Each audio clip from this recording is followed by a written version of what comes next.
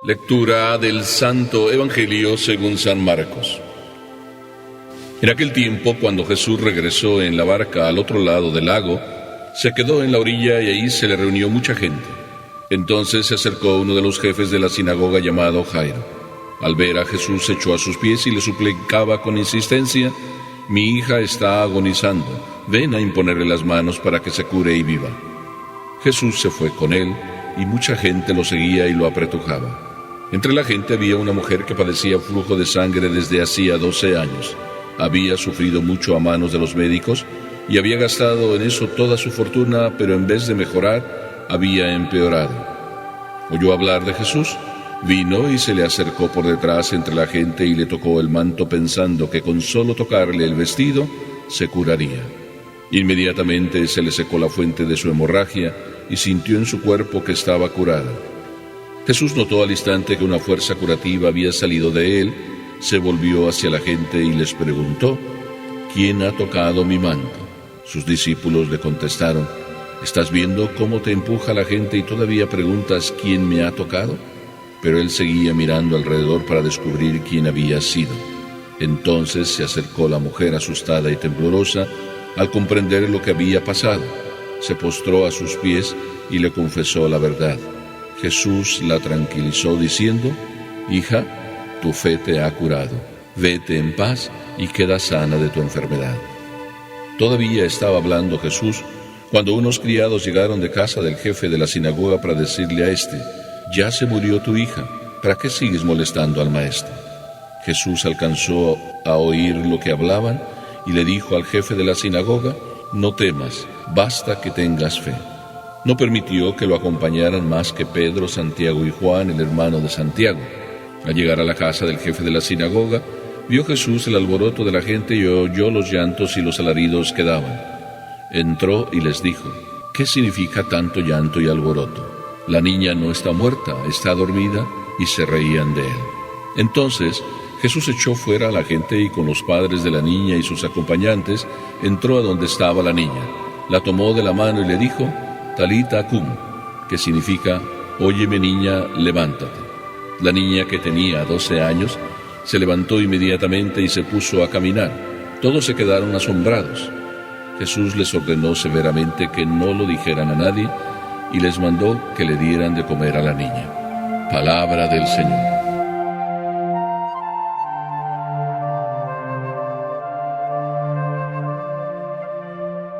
Me van a permitir que nos preguntemos si este evangelio es el milagro de los 12 años o los milagros. Nosotros, en estos tiempos que estamos buscando milagros, sí, milagros, que el Señor nos haga un milagro, pues por si acaso, aquí están 2 milagros en uno solo. Es decir, 2 milagros en un solo evangelio. Pero lo más hermoso no es que haya 2 milagros, es cómo esos 2 milagros suceden. Para empezar, así, porque el evangelio es un poco largo y hay muchas lecciones que Jesús nos quiere dejar en el día de hoy. Jesús vuelve del otro lado del lago, donde ahí había arrojado aquella legión de demonios y les había permitido que se despeñaran en aquellos cerdos, en aquella multitud de cerdos. Pues Jesús ya está de este lado del lago y todo el mundo se le apiña, se le acerca, todo el mundo quiere estar al lado de Jesús, escucharle, y todo el mundo, claro, con toda la fama que Jesús ya se había ganado, quiere estar cerca de él, quiere escucharle. Y en esa situación llega el jefe de la sinagoga, que además aquí lo titula por su nombre, Jairo. Y el evangelio nos dice que Jairo llega y que se le echa a sus pies, se arrodilla y con insistencia le dice: «Ven, Jesús, a curar a mi niña que está agonizando, está en las últimas». Es Jairo, el jefe de la sinagoga. Es por ser el jefe de la sinagoga que Jesús rápido lo atiende y se va detrás de él para ir a su casa y curarle a su niña. No sé si esa es la razón. Pero Jesús no hace distinciones. Jesús no mira el puesto que ocupas para entonces concederte un milagro Y esto va para todos nosotros. Jesús no es que nos concede milagros a unos y a otros no, porque para Él todos somos iguales. Para Él todos somos sus hijos. Entonces, ¿por qué es que se va deprisa Jesús? ¿Por qué es que atiende enseguida la necesidad de este jefe de la sinagoga? A mí se me hace que no es por ser el jefe de la sinagoga.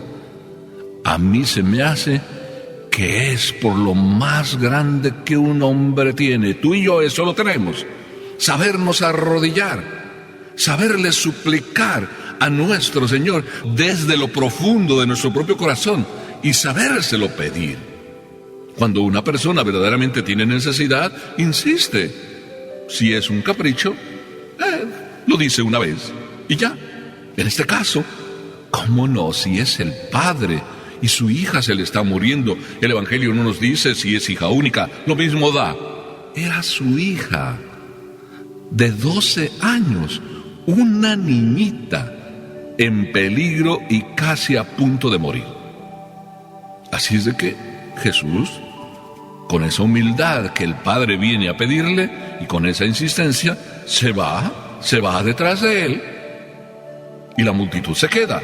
Bueno, medio se queda, medio la acompaña, van todos ahí detrás de Jesús. Y aquí viene lo que yo digo, no es un milagro, sino son dos milagros. Y parece que uno no tiene que ver nada con el otro, y sin embargo los dos están perfectamente relacionados. Porque la niña tiene 12 años, los mismos años que tiene esta mujer con su enfermedad. Esta mujer, dice el Evangelio, la hemorroísa, lleva 12 años luchando por vencer esa enfermedad. Y ni siquiera su dinero, ni siquiera tantos médicos como buenos, como tantos ella visitó, ni siquiera le curaron. Toda su fortuna se la había gastado en buscar curarse. Ay, pero oye que Jesús cura, oye que Jesús sana, oye que Jesús es un maestro. Bueno, pues va a hacerle la lucha. ¿Va a hacerle la lucha? No, esta mujer no hace la lucha. ¿Cómo no ir detrás del maestro y con su sencillez de mujer acercarse a tocarle el manto, pensando como ella piensa que con solo tocarle el manto quedará curada? ¿Es el manto de Jesús que cura? ¿Es el corazón de esta mujer que logra así como alargarse y a través de su mano llegar a tocar el manto y a través de su corazón, el de ella, llegar a tocar el de Jesús? ¡Claro! Es que la humildad de cada uno de nosotros es lo que llega a sacudir el corazón de Dios. Qué hermoso lo que nos enseña esta mujer. Sacudir el corazón de Dios. ¿Queremos sacudir nosotros el corazón de Dios? Lo único es el secreto. Corazón toca corazón. Y fue lo que curó a esta mujer. La apertura de su corazón, la fe de su corazón, llegó a tocar el corazón de Dios. Y Jesús no se queda tranquilo. Jesús que busca hacer el bien, y no solo el bien a uno, sino a todos los que puede. Entonces Jesús pregunta, ¿y quién es el que me ha tocado? Y es que a Jesús no le interesaba si le habían roto el manto o si le habían manchado el manto. Cuando Jesús pregunta quién me tocó el manto, enseguida todos se extrañan. Y no solo se extrañan porque sintió algún empujón, que todos estaban sintiéndose empujados porque iban entre la multitud. Por tanto, no tenía sentido hacer esa pregunta, ¿quién me empujó? Y tampoco como que tiene sentido lo que Jesús dice, ¿quién me tocó el manto? Por tanto, los discípulos le dicen, pero Señor, si todos te están empujando, ¿cómo es que preguntas quién te ha tocado? Pero Jesús siguió insistiendo, porque como digo, a Jesús no le interesa si le tocas el manto, si se lo manchas, o si te tiene que cobrar la tintorería. A Jesús le interesa ese corazón que tiene fe. Y Jesús quiere poner en evidencia que esa es la fe que Él está buscando. Por tanto, cuando aquella mujer temblorosa y asustada se acerca para decirle, así como levantando la mano muy bajo, yo fui, Señor, Jesús le dice, hija, tu fe te ha curado. 12 años en los cuales ella no pudo conseguir su salud, ni siquiera con todo su dinero, hoy lo consigue gracias a la fe. ¿Cuánta fe es la que cada uno de nosotros tiene que poner para sanar? Eso es lo que Jesús quiere poner en evidencia. La fe es capaz de curar. La fe es capaz de traernos paz. La fe es la que sana cualquier enfermedad, pero sobre todo las del espíritu. Esa fe que nace del corazón. Es lo que Jesús grita. Y es lo que Jesús quiere poner en evidencia, no los empujones, sino el empujón del corazón. Pidámosle a Dios que nos ayude a empujarlo a Él con el corazón. Que sea nuestro corazón el que toque el corazón de Dios y que el corazón de Dios llegue a tocar nuestro corazón. Y vaya si habrá sanación. Jesús, en ese instante que ya ha puesto en evidencia la riqueza de corazón y la riqueza de fe de esta mujer, entonces Jesús, que está en todo, Jesús está en todo, escucha por ahí los murmullos que ahí en baja voz se oyen, en los cuales le están diciendo a Jairo, ya no molestes al Señor, ya murió tu niña. Jesús entonces le dice, no temas. Basta con que tengas fe. 12 años de la hemorroísa no bastaron para curarla, pero sí bastó el corazón lleno de fe que tocó el corazón de Jesús. Esto es lo que le está repitiendo Jesús a Jairo. Basta con que tengas fe.